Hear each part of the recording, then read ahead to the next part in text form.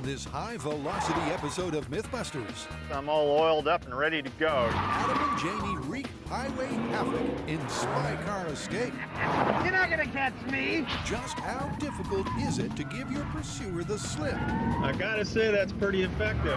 With in-car weapons that always seem to work so well in the movies. There it goes, it's deployed!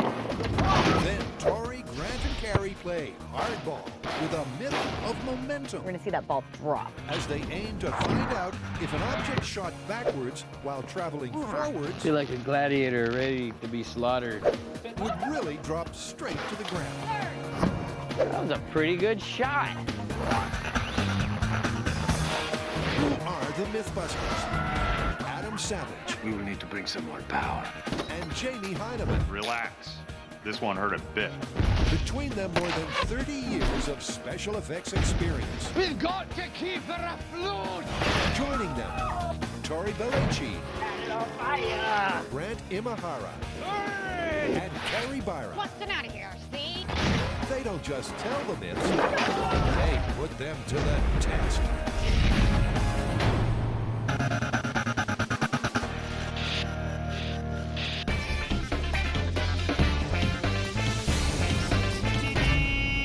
Check it out. You know we love our movie myths. Yeah. And specifically, we love our super spy movie myths. Yeah.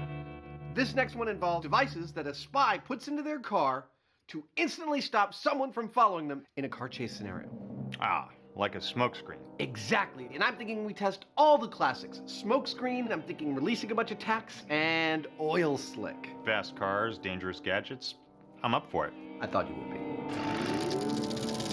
The concept is almost as old as the automobile itself. Arming a car with the right kind of gadgets to ensure a slick getaway.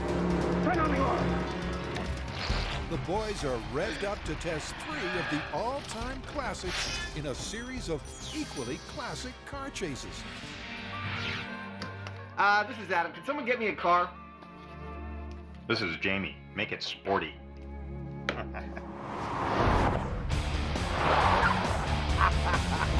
Isn't that nice? That's cute. Drive it on in. Okay. This is Spy Car 1. Right now it's a normal car, but when we're finished with it, it's going to have all the little tricks and gadgets that any self-respecting spy car would have. This ought to do. So it's straight down to business, and the key word right now is deployment. Welcome to Jamie's Chop Shop. All movie fans know that most weapons are launched from the trunk, and a hole in the floor with a sliding trapdoor should fit the bill. Jamie's simple release can be sprung from a cord to the cockpit. It's not fancy, That ought to do it. but it works. With the car customized, it's off to the test track to load it with weapons. We're at the Alameda County Emergency Vehicle Operations Center, which is where the police practice chasing bad guys, which means it's perfect for us. Of course, there's no chase without a chase car and an experienced daredevil to drive it. Morning, sir. Morning. How are you? I'm good. How are you? Good. Good day for a car chase? Every day is a good day for a car chase. What is it that makes Brian uniquely qualified to perform this test with us? I ask you to cast your mind back to driving in the rain, where Brian hydroplaned over 100 miles per hour and did a 720-degree turn. Look at the internal camera. That impassive face on him is the face of confidence, and it is the face that will lead this test for us. If we can evade him, we can evade anybody. Escaping a driver who's more skilled than you means disabling his car. So, what's the first trick in Adam's trunk? They may look friendly, but these are quarter-inch pieces of hot rolled steel bent at right angles and welded into a tetrahedral arrangement and then sharpened. These are road spikes. Always have one point facing up. I think they're going to be highly effective when I drop them from the back of the evading spy car. With over 100 of these lethal little tire shredders, you might be right. But Jamie also has a point. Now, I have no doubt that these tacks are going to stick in the tires, but will they deflate the tires quickly enough to keep our spy happy? I'm not so sure. Well, first, a quick check on the rules of the chase. So, Brian, what are the criteria for escaping? If Adam's able to get far enough ahead of us that he actually loops and gets behind us, then he's gotten away. Also, if he makes a turn on the course someplace that I don't catch, and then we end up taking a different turn or a different route, then I've lost him. Okay, then. The cones are lined up to mark out a long and winding road. And they're ready to rumble. Okay, this is Spy Car Evasion Techniques. The tax. Eat my dust.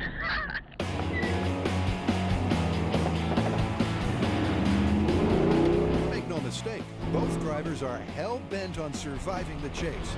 Brian keeps a respectful distance of 5 or 6 car lengths. He's picking up a little speed. Eventually, right before a curve, Adam decides to drop his load. There we go.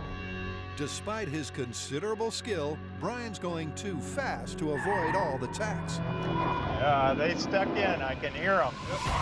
But at least for the moment, the chase car shows no signs of losing momentum. We must have had about a half a dozen at least in there, and we're holding on just fine. I wouldn't take corners too fast in it, but okay, we got you. Bang, bang, bang, bang, bang. So what happens? Oh! I got you! Well, you did, but then you didn't. The tacks went into the tires, but we were on your tail for several minutes afterwards. It didn't slow us down. I thought that as soon as you hit the tax, you'd be skidding off the road immediately. I've got flat tires, but you still didn't get away. No, I didn't get away. Yeah. Shoot, I wouldn't have called that. The tacks eventually worked, but they took their sweet time. And I'll say one thing else. While I'm fagging it out on this course, hell-bent for leather, it's really disconcerting to look into my rearview mirror and see Brian, like, impassively driving after me. Like he's like a lion playing with his food. Jamie thinks he knows why the spikes kind of worked and kind of didn't. Problem with tacks is that they plug the hole that they create, and they don't let the air out quick enough. Now, eventually, sure, your tire is going to deflate, but as far as a pursuit goes, you could hang on for quite a while. As a quick escape option, the tacks didn't cut it. So it's on to phase 2 of the myth, blinding the pursuer in a cloud of smoke. Today, the role of smoke in our little spy car episode is going to be played by a military smoke grenade. Now, we were offered the chance to use a minimum smoke grenade, but we said, hell no! Give us maximum smoke, military style. What does that look like? I don't know. Let's check it out.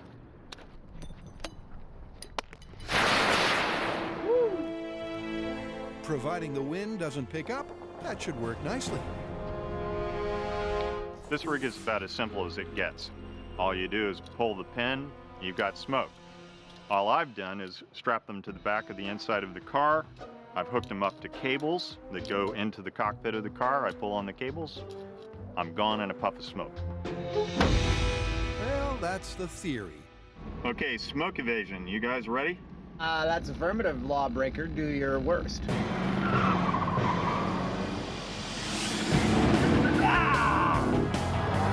Right from the get-go, Jamie sets a cracking pace through the traffic cones. Brian has no idea when to expect the smoke, but he doesn't have long to wait.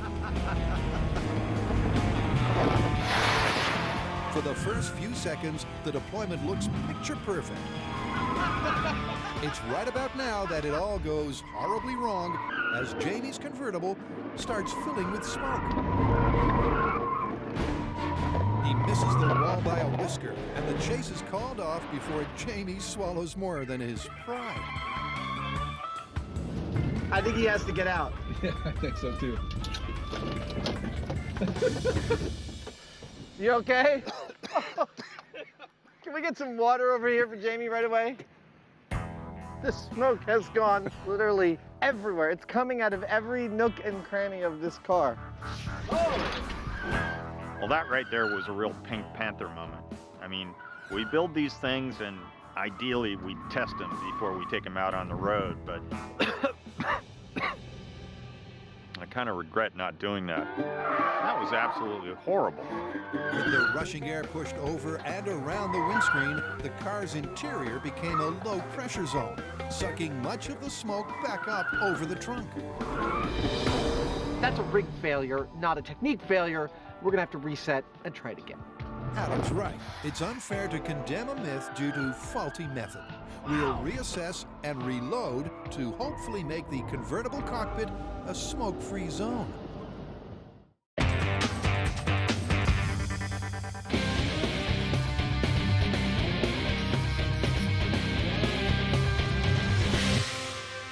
So what are you so excited about? Well, it's our turn to try a new type of myth, the physics thought experiment. Great. Something to get the old gray matter working. So here's how this one goes. Let's say you're driving along in a car at X miles an hour. You throw something out the back in the opposite direction at the same speed. Does it just fall straight down? Basically what you're saying, does the forward momentum and the backward momentum cancel each other out completely? Exactly. Or is there some other factor like air resistance that makes it impossible? And I wonder if it works at 6 miles an hour, will it also work at 60? That is what we're going to find out. It makes sense that an object subjected to equal and opposite forces, forwards and backwards, would drop like a stone. But unless we can prove it in real life, this simple equation's no more than an untested myth. So how are we going to test this one? How about a pickup truck with a treadmill on the back? Pickup truck drives forward at 10 miles an hour, treadmill goes back at 10 miles an hour, and then one of us jumps on it. By one of us, you mean Tori? What? So this is to see if I just fall straight down or get flung off the back. That's the idea. Yeah, great idea. Best if they bust out the gym equipment before Tori changes his mind. That seems safe enough. The normally treadmills are pretty straightforward. You set the speed and go. That is, of course, if you haven't been drinking. As Adam bravely proved, the treadmill is not to be trifled with. And now it's Tori's turn. My question is, if he jumps onto a moving treadmill, will it slow down and actually throw him off at a slower speed? To test this, we're going to put a 180-pound load onto the treadmill, see if it slows down. If it does, then we'll turn it up until it throws it off at the target speed. So while Tori tapes together an even simpler version of himself, Grant finesses the conveyor belt of death. So what are the stripes for? They are so we can find out what the actual speed of the belt is. Using our high-speed camera, we'll count how many frames it takes for one of these to move 1 foot. According to the manual, the maximum speed of the treadmill is 10 miles per hour. That's fast enough to get the stripes strobing. That looks a little crazy to me. It looks a lot crazy. That looks so dangerous. I would not want to try to jump on that. And, at least for the moment, he doesn't. That was kind of a problem. In fact, it was just what Grant predicted. The bag slowed the belt down to a relative crawl. It actually recovers fairly quickly. Okay. And it gets back up to 5.45 miles per hour. All right, now the tricky part is doing it without falling. I suggest you tuck and roll. So to balance the myth, the truck should also move forwards at 5.5 miles per hour. All that remains is to attach one to the other. You're really going to run on this thing, huh? Oh, not so much run. More just fly off the back. 4 bolts later, this traveling treadmill is primed for a field trip. They're bound for the Concord Naval Weapons Station, where the roads are long and level. That's not going anywhere. No, that's good. Should be real safe. Real safe. That would be the least of our safety concerns, I think. Tori straps on the famous red suit. Carrie still can't understand why his knee pads are trembling. You got dragged by a horse and it didn't seem like a bad idea. Got buried alive didn't seem like a bad idea. Stop! You got in a ring with a bullet didn't seem like a bad idea. He's looking right up. This is a bad idea? Feel like a gladiator ready to be slaughtered. We'll chalk that one up as a yes. Okay, so here's the setup. For our control test, our truck is going to be stationary. Tori's going to drop onto the treadmill and then project off the end of the truck in a gentle arc. Now, for the next test, we're going to drive the truck at the same speed as the treadmill. When he drops off the back of the truck, he should fall straight down. Well, that is if the theory is correct. And when I say gentle, could be exaggerating just a little bit. But you know what? I'm used to taking one for the team, so this should be easy. They've rigged the treadmill to work on a small portable generator, and it's soon up to speed. Okay, so this is our control test. You ready? I'm ready as I'm ever gonna be. Okay. Famous last words as a telephone call disrupts the filming. Who is it? This is Brian. He's our director. You should know better. Yeah, I know. No. What's going on? With uncanny timing, the office is called up to tell them that Tori cannot take the fall. Seriously? Okay, so this is unusual. We're just about to go for it, and our producer gets a phone call from the insurers. Apparently, this is way too dangerous for Tori to attempt, this uncontrollable fall. So, I think we're gonna have to go for the next best thing, which is, I don't know, like sandbags or something. So while Tori stands down, the supply truck is ransacked for raw materials.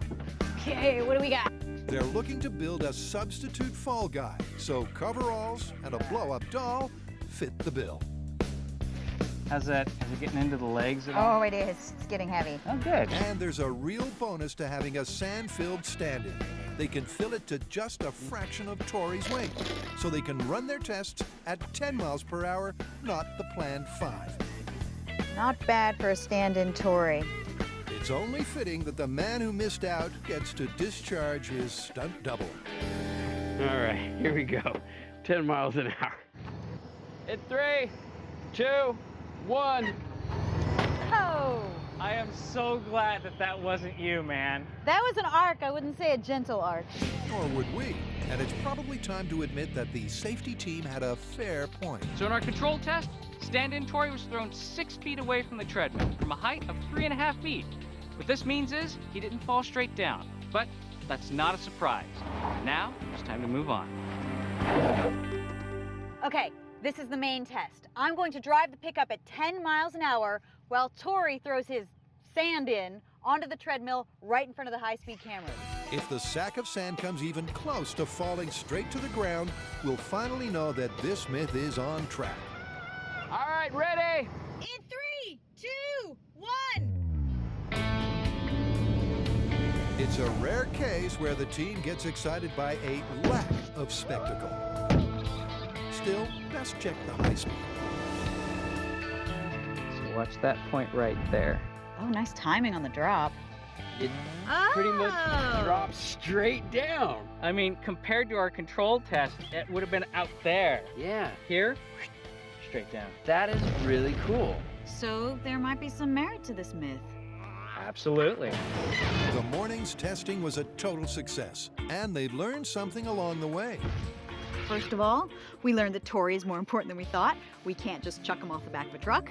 Secondly, we learned something from our 10-mile-an-hour test. We had the treadmill going at 10 miles an hour on a stationary truck. We dropped our sand-in Tori, and he fell in a little arc. Then we drove exactly 10 miles an hour, dropped our sand-in Tori in the same position, and he went straight down. But this is Mythbusters, and we just can't stop there.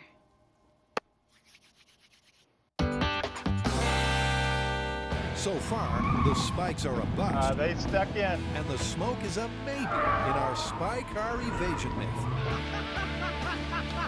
Given that Jamie almost gassed himself first time around, he's made some modifications. I didn't like inhaling all that smoke, so I've done a couple of things. The first is that I've put the smoke bombs out away from the car. And the second is, Adam's gonna drive. So the scene is set for a smarter and healthier smokescreen. All right, Jamie, are you ready? We're ready. Okay. Eat my smoke. Adam leads Brian on a merry chase.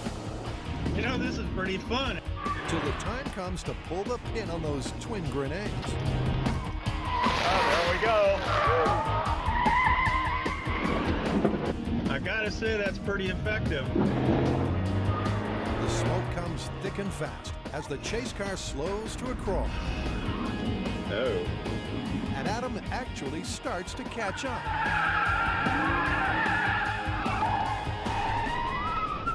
With the red car now in Brian's rear view mirror, Adam's officially shaken his tail.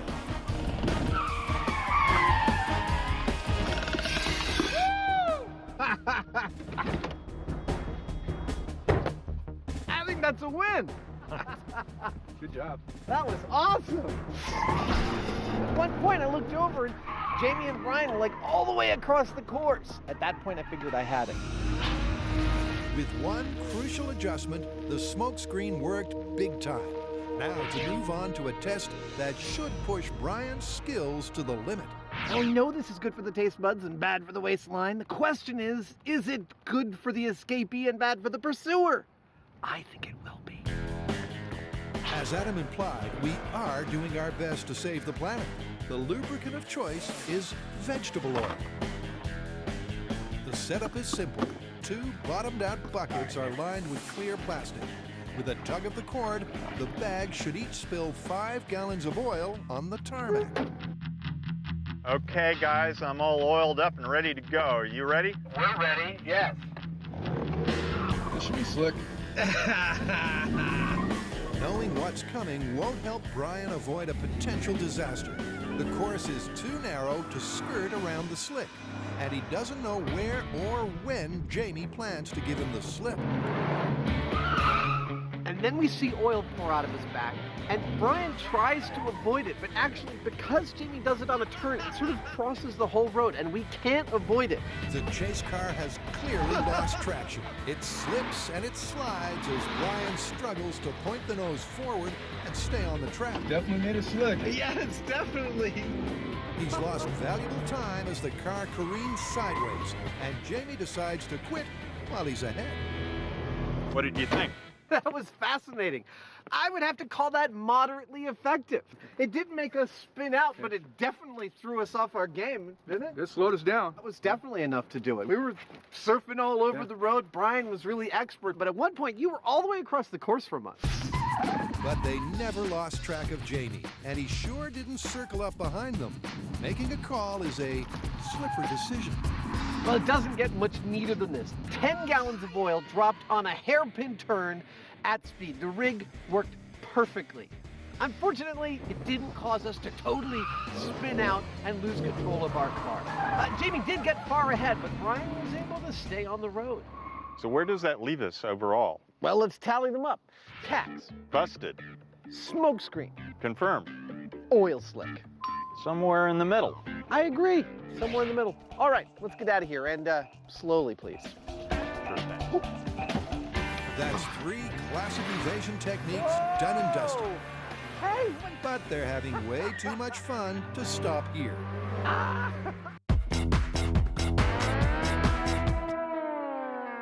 Carrie, Grant, and Tori are trying to confirm the myth that a deadweight drops straight to the ground if its forward momentum is exactly the same as its backwards propulsion.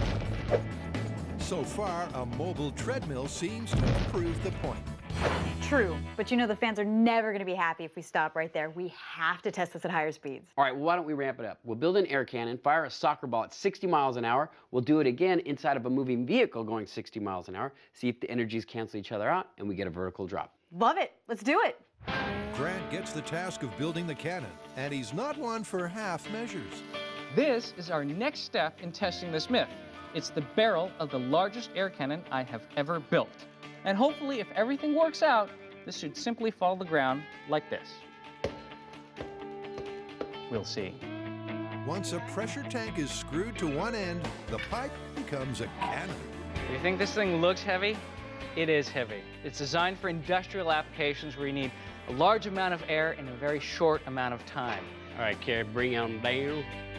Grant fills the tank up to 60 psi, but will that translate to the 60 miles per hour they need to match the speed of the truck? In 3, 2, 1. Oops. Whoa. Went through the net. Oh, wow. Oh, no. Look at the ladder. Yeah, we wrecked the ladder, and I think we killed the soccer ball. At 340 miles per hour, they've killed just about everything. No. So Grant continues to wind back the pressure till the speed of the ball eventually hits a consistent and repeatable speed. Okay, here we go. 9 psi. In 3, 2, 1. Woo. Yep, that looked like 60 miles an hour to me. And a check of the high speed confirms the call. good news is that we have our number. We now know that 9 psi equals 60 miles an hour out of the barrel. Perfect. Great. That's our target speed. All right. We're there. Well, almost. It's now back to Concord to see if they've got the balance just right.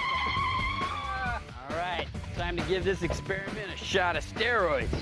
But first, we need one quick test with the handbrake on. Now this is gonna be a static test. We're gonna fire the ball at 60 miles an hour. This way we'll have something to compare to when we fire it from the moving vehicle. So we're going up to 9, correct? 9 PSI, that should give us 60 miles an hour. Okay, that's 9. All right. You guys ready? Ready. That All just right. doesn't get old, does it? That was cute. Look at that. It flew off the scale before it even landed on the ground. Fantastic. But a nice straight line. I think you did good with the cannon. It's totally level. Now it's time to move on to phase 2. For this experiment, I'll be driving the pickup truck 60 miles per hour in that direction, while Grant is firing the cannon at 60 miles per hour in the other direction. But how do we know we got the shot?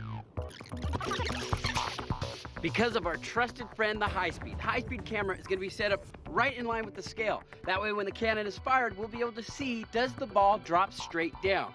Now, when do we fire this cannon, you ask? That's where this cone comes in.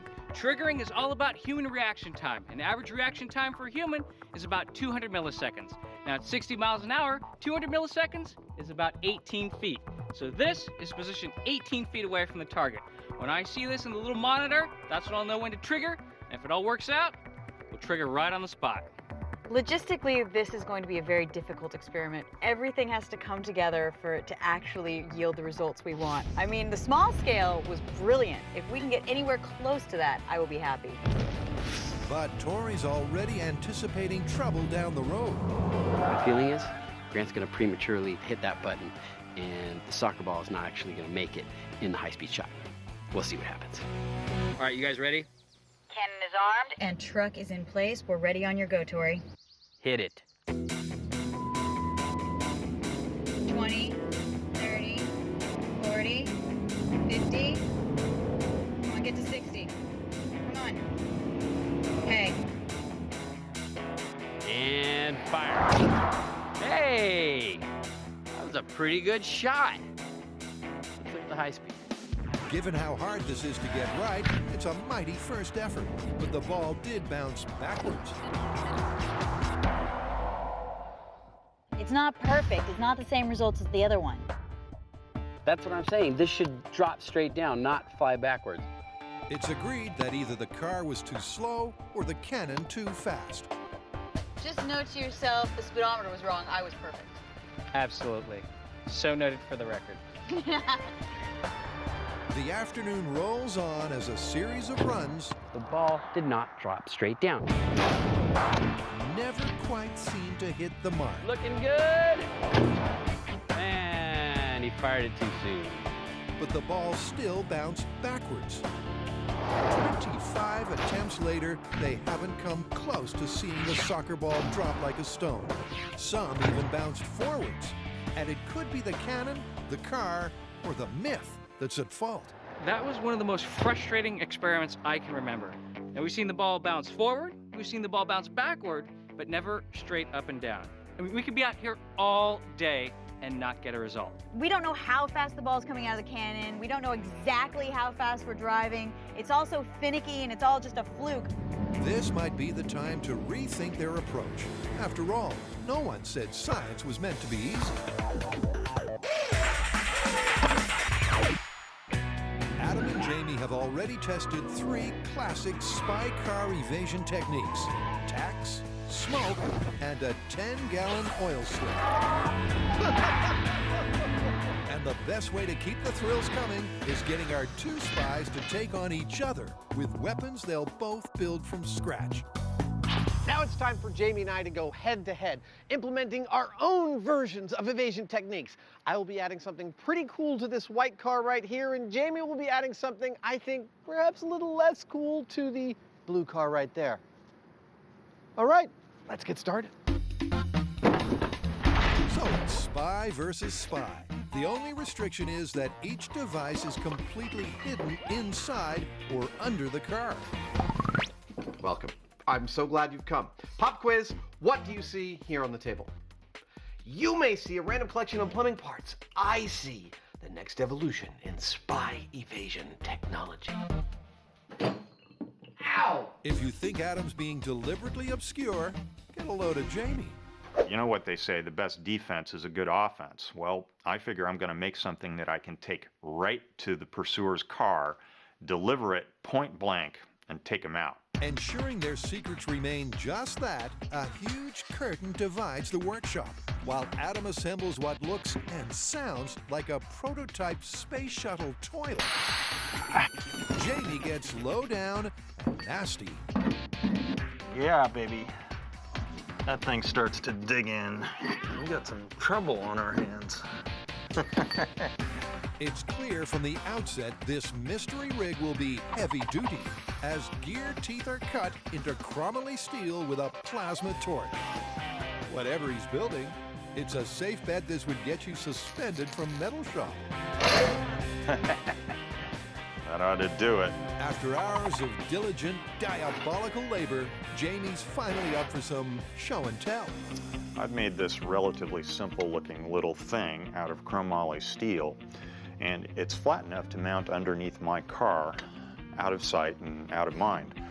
But it's going to be mounted in a gun, and I'm going to drive up to the pursuer's car, fire this from under my car right over the ground to under their car, at which point it changes and it goes like that. If it works on the day, that's a bona fide car crippler. Yeah. Adam, meantime, has taken his show on the road. In a radical twist, it looks like he's trying to slow himself down. That's promising right there. The idea is to shut down the chase car with a parachute blindfold, launched from that strange plumbing project. He'll cut the rig loose when it's caught enough air, the main chute deployed by a much smaller one called a drogue. I'm gonna try throwing this out as I drive and see if that launches this parachute for me. Adam takes off, and short of cutting loose the big chute, the test seems to work.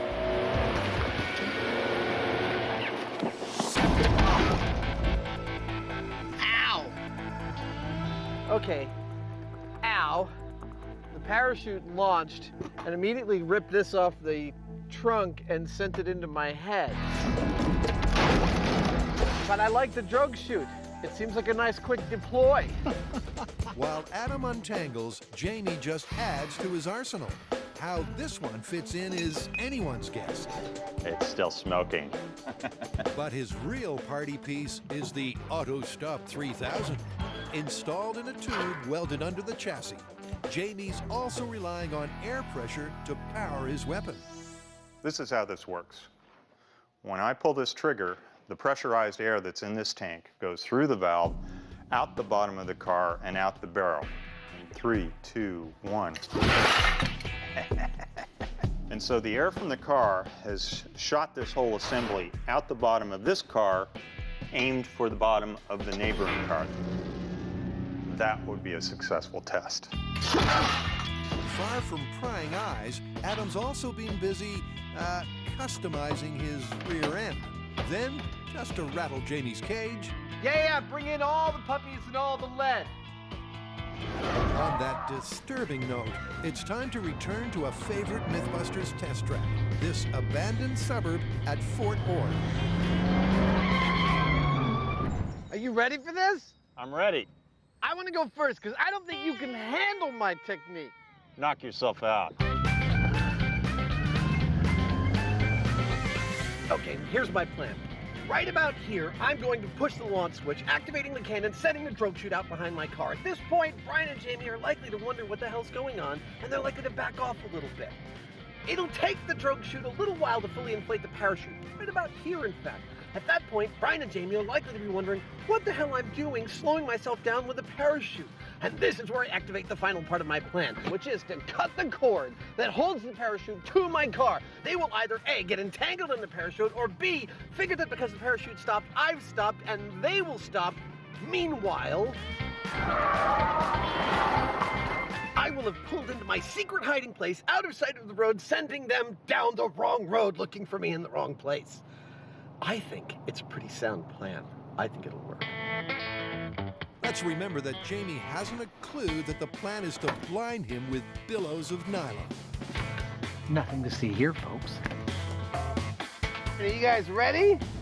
We're all set. Okay, eat my dust. Adam takes off like a shell from a shotgun. Once again, Brian steering the chase car. The streets have never seen speeds like these. You're not gonna catch me. I got a secret weapon right here on the dash. And the chute is let loose right on the mark. There it goes. It's deployed. Parachute's out. Oh, and it's away. Nice try, but no cigar. I hope that wasn't all he had. Well, it was all he had.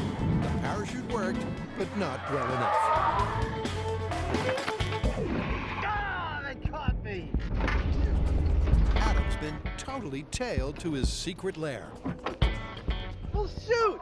Well, your device deployed fine. It deployed beautifully. I was hoping it would either make you stay too far back or you'd get entangled in it. If it had caught us just right, it might have worked, but it didn't. Adam admits that it could have gone better. It might work under certain circumstances, but to be a viable spy car evasion technique, it really has to work every time. So I think we've got to relegate the parachute to the dustbin of failed ideas. Now it's all up to Jamie to press his advantage and take out this head-to-head challenge. And if his plan comes off, Adam's in for the ride of his life.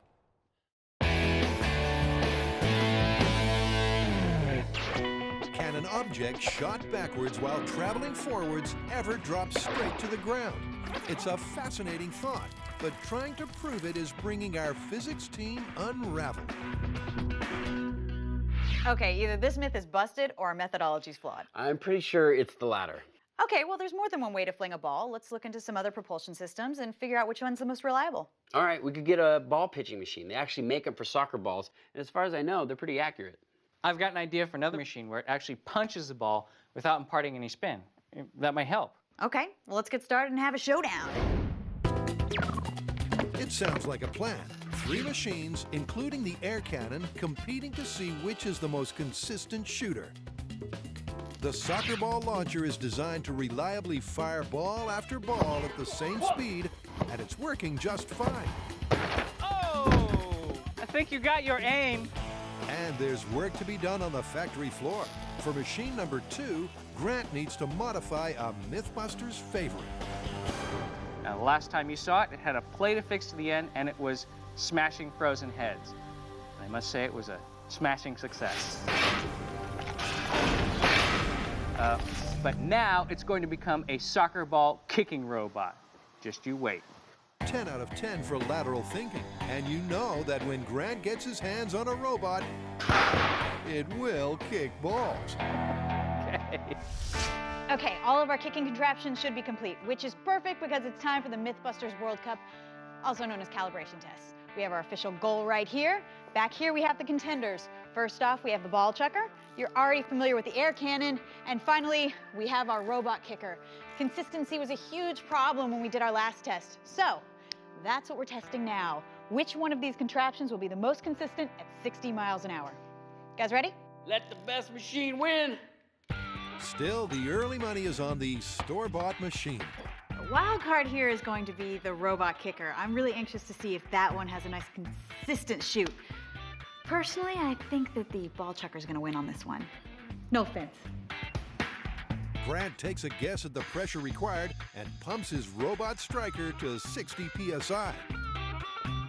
In 3, 2, 1. Wow. That was a good kick. How fast did it go? 58 miles an hour. Boom! Nice. We're in the ballpark. A succession of kicks gives a nice, tight cluster of numbers. We're going to keep going and average them all out. But so far, it's looking pretty good. In the end, Grant's machine has worked wonders. The kicking robot was great. It was consistent within 3 miles per hour. Now, moving on to the ball chucker, which, well, was actually made to chuck balls, so hopefully this will be consistent. All right, we're ready to go. Tori's already fine-tuned the speed of the tires, and from the very first ball, it looks like he's right in the zone. God, 59. It's an impressive display from the favorite, but there's still one to go. Nerds. All right, why don't we do this? Let's test the air cannon one more time. I mean, who knows? Maybe it's more consistent than the other machines. All right. Going up to 9 PSI. So it comes down to these last 5 shots. Fire away! The shootout is finished, and the result is a shock to everyone. You know what? Out of all the machines, this one looks like it's the most consistent. Yeah, I think we all know who the winner was, but just for fun, I calculated the standard deviation. You and I have really different ideas on fun. He said fun. Go ahead. Okay, this one's 1.22. This one is 2.3. And the winner and still champion, Air Can with 0.84. Oh my gosh, after all that, we have to go back to the air cannon. Yes. The ball speed's as close as we're going to get, but let's not forget that's just half the equation. If the speed going forward is also in doubt, we'd be fools not to fix it. And Carrie's no fool. So the solution to our speedometer problem is this. It's a tachometer.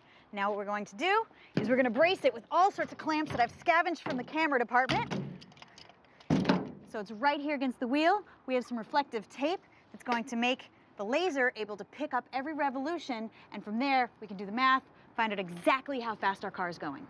Now they've done all they can do to fine-tune the hardware.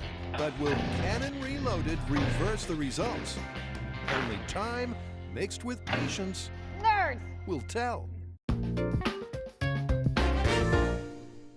Tori, Carrie, and Grant are struggling to prove the supposedly common-sense myth that an object drops straight to the ground when its forward and backward momentum are exactly the same. I know this is possible. I mean, it's physics.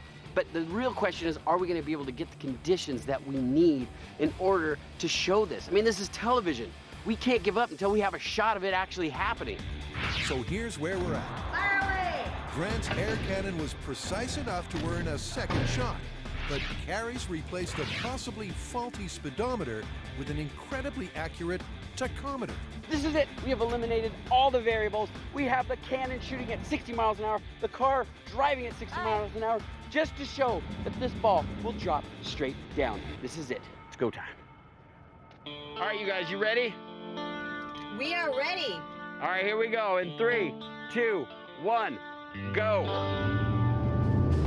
Look, this is a classic physics thought experiment. I mean, you've got something moving, you fire something off of that moving vehicle at the same speed, and ideally it should cancel out.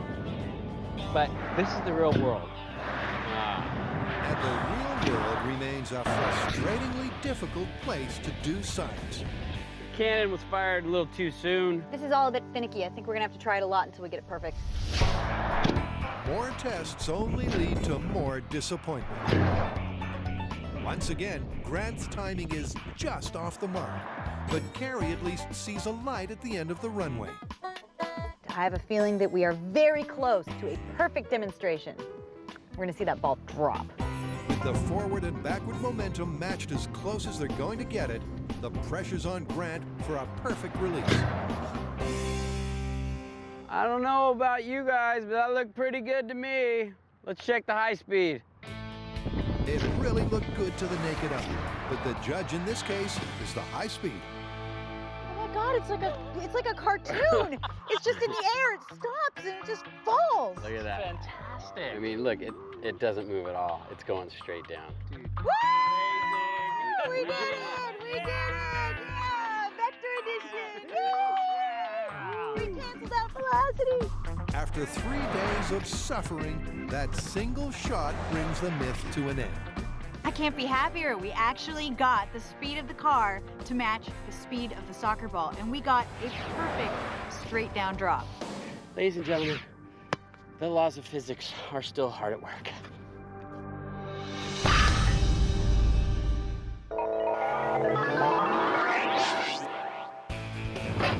Adam's attempt to escape Jamie's spy car came sadly adrift. Parachute's out! Oh, and it's away! Things might have gone better with a backup device, and Jamie will not make the same mistake. First up are my tailgater terminators, which are going to deploy out of the back of my car like so. Notice that I've placed them in a narrow area that the chase car pretty much has to go through, and that means that they have to drive over these things. Frankly, if they do, I think they're done. But if they're still moving, I go to plan B, which is the side shooter. Now this puppy will be shooting out from underneath my car to underneath their car where it opens up, and also will prohibit them from moving forward. Not to mention the fact that I have a smoke bomb that is going to be set off at the same time just for, well, fun. Probably just as well Adam doesn't know what's about to hit him. Hey guys, Yeah? see if you can keep up, okay? Ha, roger that. Secret agent codenamed Walrus. Go!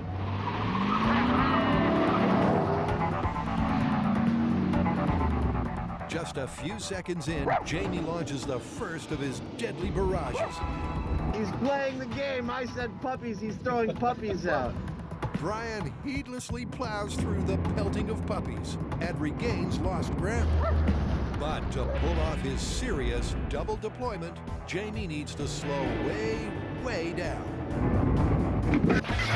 Brian has no choice but to take on the spikes, only to find he's been set up for the sucker punch. And then Jamie's just looking at us. We hear this boom! Whoa! And he takes off. And incredibly, Adam and Brian lurch off right behind him, hauling enough shrapnel to sink a battleship. We are on you! The car's leaking gas, and the noise is not healthy. They ride Jamie's tail for a 5-minute lap of the desolate streets, till their prey makes a bolt for his burrow.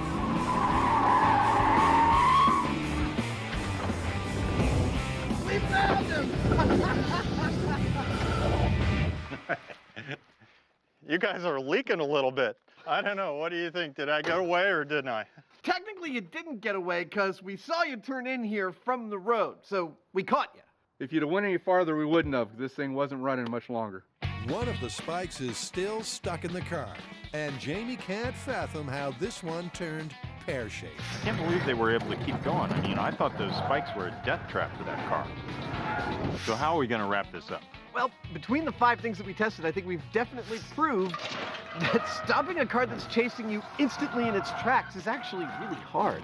Well, your parachute might have worked under perfect circumstances, but as it was pretty much a bust. And your spikes, while ultimately, I think, effective in the long haul, were far from instantaneous. Something tells me you guys are already cooking up other ideas. Yeah. I smell a revisit. So do I.